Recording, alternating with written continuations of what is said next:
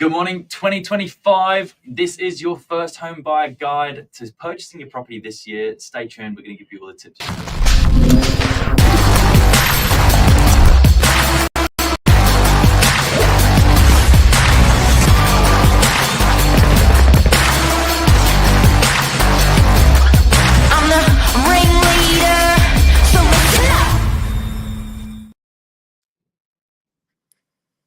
Good morning. Well, Right? look at you guys, the twins.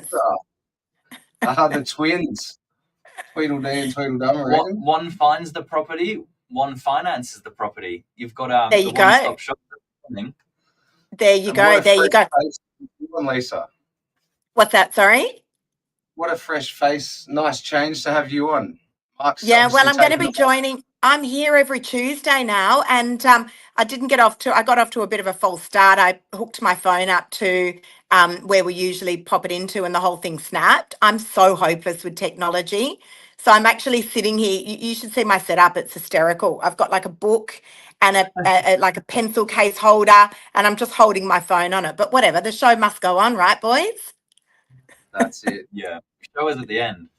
We'll keep the viewers watching for a sec. But, yeah, exactly. We're talking about the first home buyer, I guess, changes coming into effect from the 1st of July.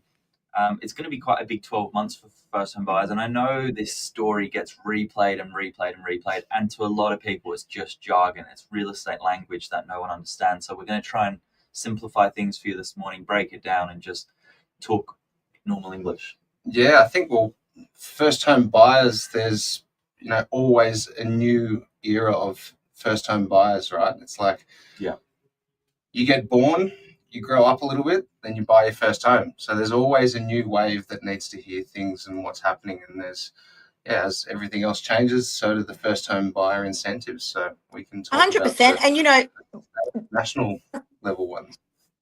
And how lucky, I know everyone complains about the escalating cost of prices, property prices and interest rates, but how lucky that these guys get the opportunity to get a little bit of a helping hand from the government. But I've got to say, Zach, working in real estate, I literally had to sit and chat GPT a whole lot of stuff. And my spiel to chat GPT was, can you break this down into easy to understand terms? And I think that's what we need to do today.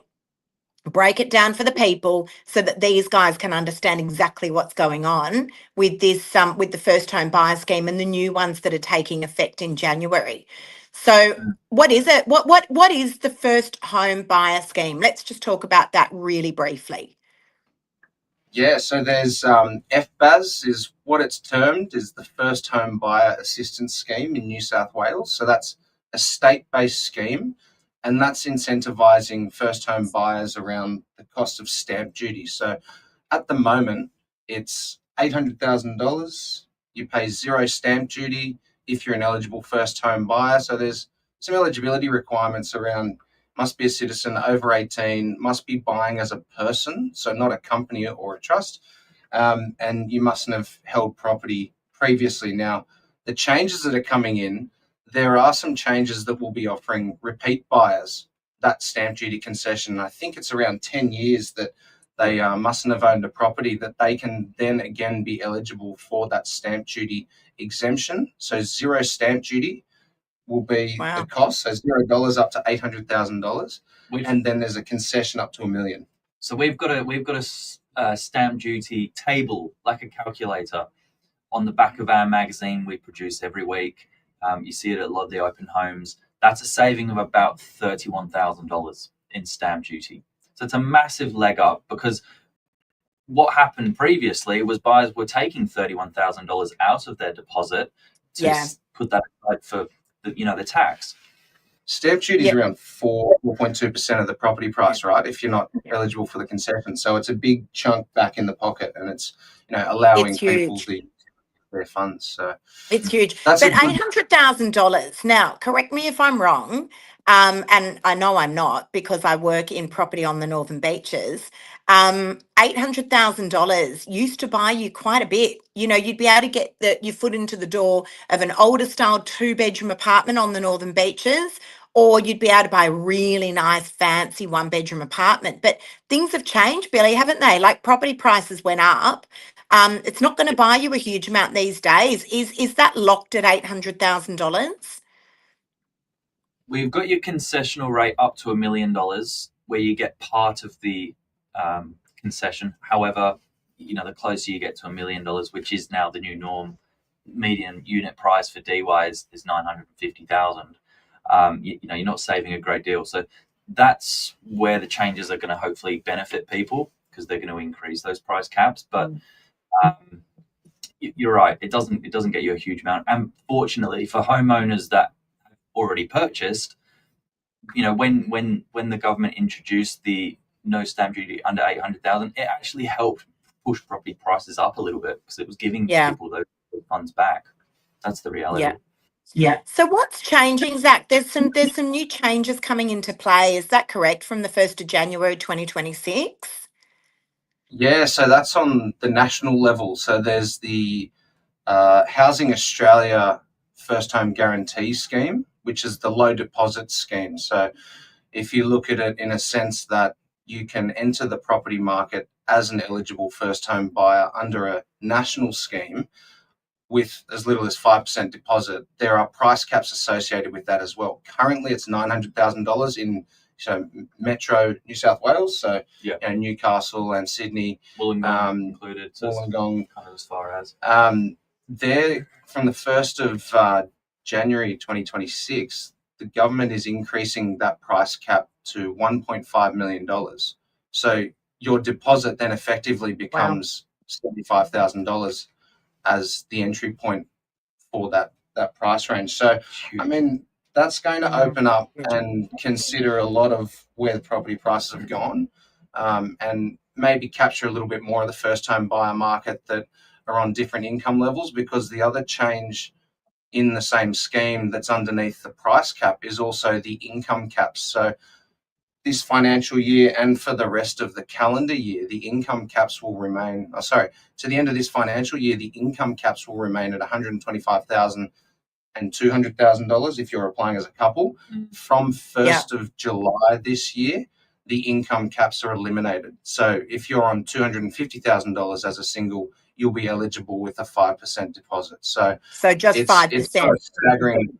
Yeah, exactly right. So even if you have a 10% deposit, it's meaning that you don't have to save as much, or you can get into the market sooner. So that's going to really capture a lot of the rest of the market for first-time buyers that are above that income. I've got a question for you, because we do find, particularly in areas like DY, on the Northern Beaches, I do find that a lot of these properties circa, $800,000 to $900,000 are tenanted. And so if I'm a first home buyer and there's a tenant in the property that I'm purchasing, what happens there? When, say for instance, there's a lease on the property for, another 6 months. What happens there? Because obviously that lease rolls over with the property.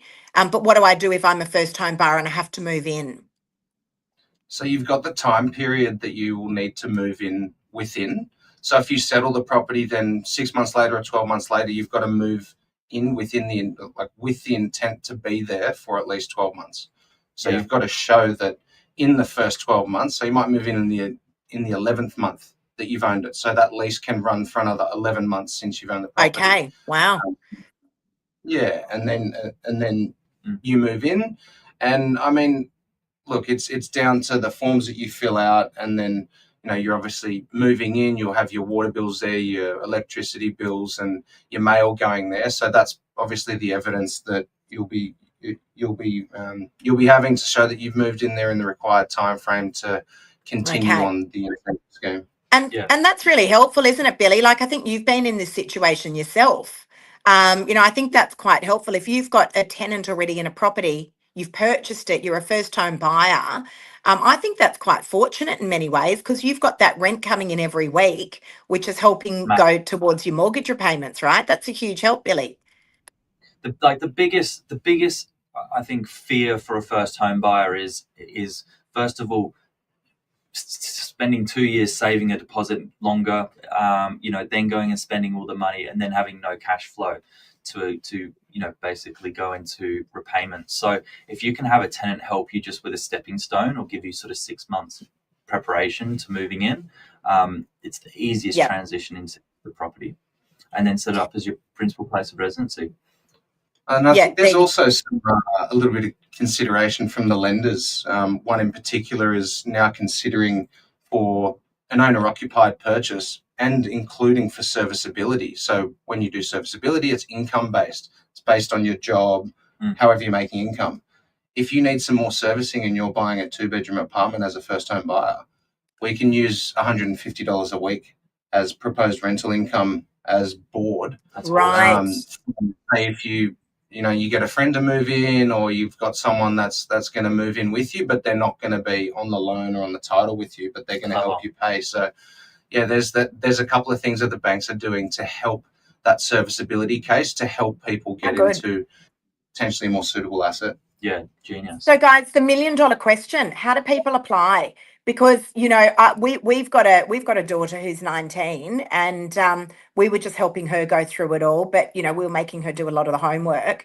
And I've got to say, you punch in first home buyer scheme into Google, it's not fun. It's not fun. It's very text heavy. What's the best way for And look, I think most parents are wanting their kids to do a lot of this research themselves. How else are they going to learn? But I've got to say, I took a look at it and I was like,